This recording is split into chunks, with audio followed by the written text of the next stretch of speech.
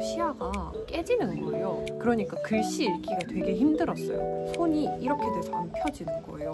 양쪽 다. 검은 동그라미가 있다. 근데 이게 지금 피로 보인다. 피가 삭은 그 자리에 뇌 종양이 있거나 뇌 혈관 기형이 있거나 세 번째 아무것도 아닌 거다. 원인이 없다. 촬영도 할 겸 근처에 새로 생긴 카페가 있다고 해가지고 영상도 찍고 제 할 일도 하려고요.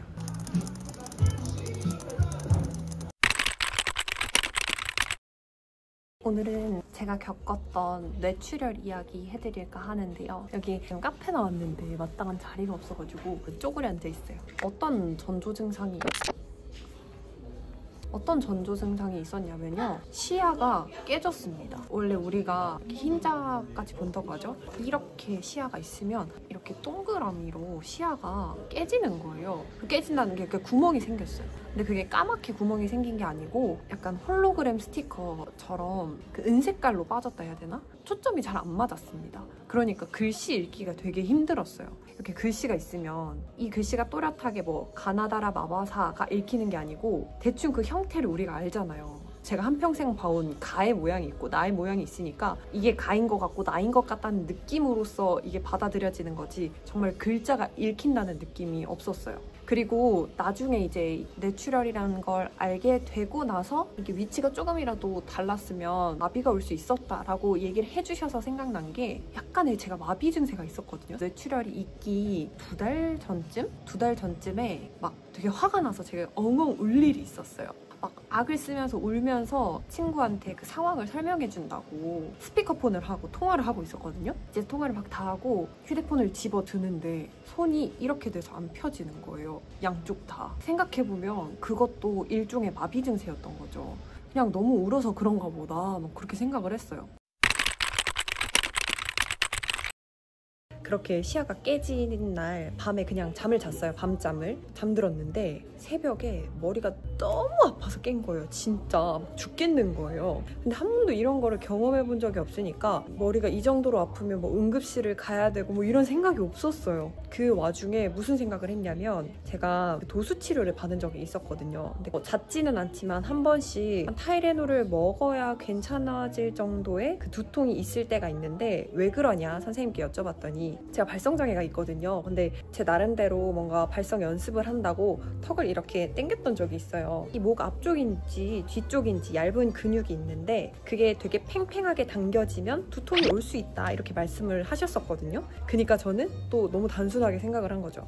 그 새벽에 머리가 그렇게 아프니까 이거는 도수 치료를 받아야 된다. 내가 지금 자세가 안 좋아서 지금 거기 근육이 팽팽하게 늘어나가지고 머리가 아픈 것 같다 하면서 새벽에 아픈 머리를 부여잡고 막 검색을 했어요. 대구에서 도수치료 잘한다는 곳을 막 검색을 한 거죠. 근데 제가 그때 새벽에 3시? 4시? 이때쯤 머리가 아파서 깼던 것 같은데 그때 방법이 없으니까 제일 빠른 시간대를 예약을 해놓고 병원에 가야 되니까 알람을 맞춰놓고 이렇게 잠이 든 거죠. 그래서 저는 당연히 정형외과일 줄 알았어요. 정말 세상에 운이 좋게 거기가 신경외과였던 거예요. 그때는 아침에 제가 눈을 떴을 때 머리가 괜찮아졌었거든요.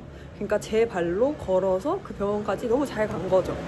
머리가 아팠는데요. 시야가 깨졌고요. 뭐 예전에 도수치료를 받을 때는 어쩌고저쩌고 하면서 지금 약간 목에 문제가 있는 것 같아서 제가 도수치료를 받아야 될 것 같아요. 막 이렇게 얘기를 했어요. 선생님이 이렇게 들으시더니 목에 문제가 있어서 시야가 깨지지는 않을 것 같은데 일단 뇌 MRI를 한번 같이 찍어보자. 그렇게 말씀하시니까 목 CT도 한번 찍고 MRI도 찍어보자 해서 그 둘 다를 찍은 거죠. 결과를 들으러 갔는데 선생님께서 뇌 사진을 보시면서 검은 동그라미가 있다. 근데 이게 지금 피로 보인다. 뇌 안에서 피가 난 것 같다. 그래서 시야가 깨진 것 같고 목은 그냥 제가 말했던 것처럼 일자목이고 그냥 그것 때문에 시야가 깨졌을 것 같진 않고 이 피 때문인 것 같다. 근데 거기가 대구에 있는 그냥 한 작은 병원이었거든요. 이 뇌 MRI 찍은 거랑 이런 거 CD로 복사해서 줄 테니 대학병원을 가봐라. 일단 뇌 종양은 아닌 것 같고 뇌 혈관 기형일 수 있다. 근데 지금 피가 이렇게 뇌 안에 나 있는데 이 피가 자연적으로 사가 들어서 그 피가 고인 밑에 뭐가 있는지 발견할 때까지 기다려야 무슨 원인인지 알 수 있을 것 같다. 얘기를 하시더라고요. 그러면서 3가지의 경우가 있을 수 있다. 일단은 그 피가 삭은 그 자리에 뇌 종양이 있거나 뇌 혈관 기형이 있거나 세 번째 아무것도 아닌 거다. 원인이 없다.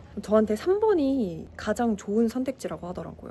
되게 막막하고 불안할 수 있겠지만 뇌 종양이든 혈관 기형이든 발견이 되는 순간 이제 그거는 또 그걸 없애기 위한 또 다른 문제의 시작이다라고 하시더라고요.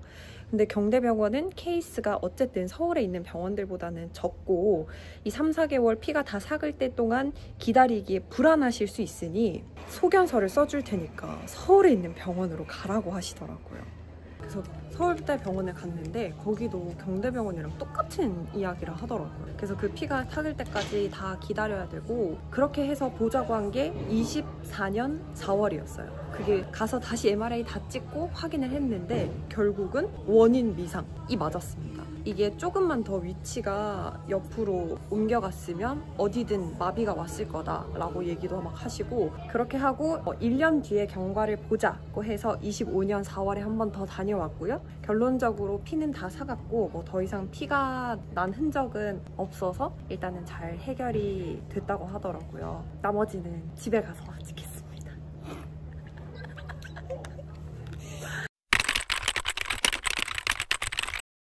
그럼 제가 뭘 어떻게 해야 되냐? 왜냐면 저는 무서운 거죠. 또 머리가 그렇게 아플까봐.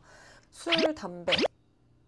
그때 또 스트레스라고 하셨나? 아무튼 술, 담배는 확실했고요. 뇌에 압이 오르는 걸 하면 안 된다고 하셨어요. 저는 담배는 안 피는데 술자리 좀 분위기를 좋아하고 뭐 치킨에는 맥주, 뭐 삼겹살에는 소주 이렇게 맛있는 음식이랑 곁들여서 조금씩 먹는 걸 좋아했거든요. 그러면 혹시 어느 정도로 마시면 안 되냐라고 했더니 한 잔도 똑같죠? 이렇게 얘기하셔서 바로 네? 하고 나와서 그때부터 거의 1년간은 아예 정말 아예 술을 입에도 안 댔었거든요. 1년 뒤에 한 번 더 보자 라고 해서 올해 4월에 한 번 더 촬영을 하고 이제는 뭐 더 이상 추적을 하거나 이럴 필요는 없고 그냥 조심해라 라는 결과를 땅땅땅 받고 끝이 났습니다. 그래서 제가 원래는 취미도 좀 킥복싱이고 되게 과격한 운동을 좀 좋아했고요. 요가 같은 경우도 물구나무 서는 거 못하고 빡센 운동을 하면 갑자기 뒷골이 살짝 아파요. 예전 같으면 그냥 열심히 했나 보다 생각할 것 같은데 요즘은 그렇게 안 되니까 그런 느낌이 딱 오는 순간 모든 걸 올스탑할 수밖에 없는 이 상황이 조금 답답하기는 합니다. 뭐 그렇다고 해서 제가 지금 뭐 마비가 있는 것도 아니고 그렇다고 피가 계속 나서 머리가 아픈 것도 아니고 사실 얘가 가져다 준 긍정적인 영향도 굉장히 큽니다. 그게 제가 인생을 좀 많이 강박적으로 사는 편이었거든요. 스스로한테 바라는 것도 많고 저에게 모진 말을 제가 제일 잘했던 것 같아요. 남들한테는 늘 배려하는 말하기를 하면서 그래서 이렇게 아프고 나서 좀 스스로를 챙기는 방법을 알게 됐습니다. 이게 사람이 시간이 막 지나고 그 감각과 그 두려움에 좀 무뎌지니까 아까 말했던 것처럼 술도 조금씩 마시고 그러다 보니까 저도 강박을 완전히 버리지는 못했어가지고 또 스멀스멀 올라오더라고요. 그래서 요즘 스스로를 좀 미워했던 편인 것 같은데 마음에 안 드는 부분들을 이렇게 보면서 몸은 어떻고 얼굴은 어떻고 뭐 지금 상황이 어떻고 스스로를 미워했던 것 같은데 이번 영상을 이렇게 찍으면서 다시 한번 참 이 상황에 감사함을 느끼고 스스로를 많이 다독여줘야겠다라는 생각을 하게 됐습니다. 그래서 여러분들 다들 잘 아시다시피 건강이 최고입니다. 저는 다행히 이만큼 다시 회복을 했기 때문에 뭐 그래도 그 이후의 삶을 약간 살얼음 밟듯이 조금 조심조심 그러다 보니까 이제 마음껏 막 킥복싱하고 마음껏 막 스트레스 받으면서 스스로를 옥죄했던 그 건강 염려 없이 살았던 그 순간이 조금 그립기는 합니다. 그러니까 항상 건강 잘 챙기시고 스스로를 가장 예뻐해 주시고 아껴주시고 사랑해 주시고 항상 건강합시다. 아, 미리미리 검사를 한번 해보시는 거. 물론 건강검진 다들 잘 하고 계시겠지만 조금이라도 몸이 불편하다면 스스로를 잘 돌아보시길 바랍니다. 그럼 모두 건강합시다.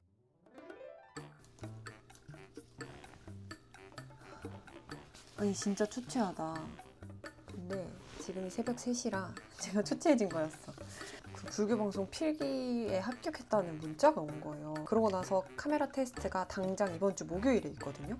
근데 저는 목요일에 방송이 있을 뿐더러 보통방송뿐만 아니라 코너 방송이 있어요. 원고를 직접 써서. 또 하필 이번 주에는 울산의 굉장히 큰 축제, 공업축제가 시작되는 날입니다. 아침 7시 15분 방송부터 제가 1시 반까지 하고 퇴근하거든요.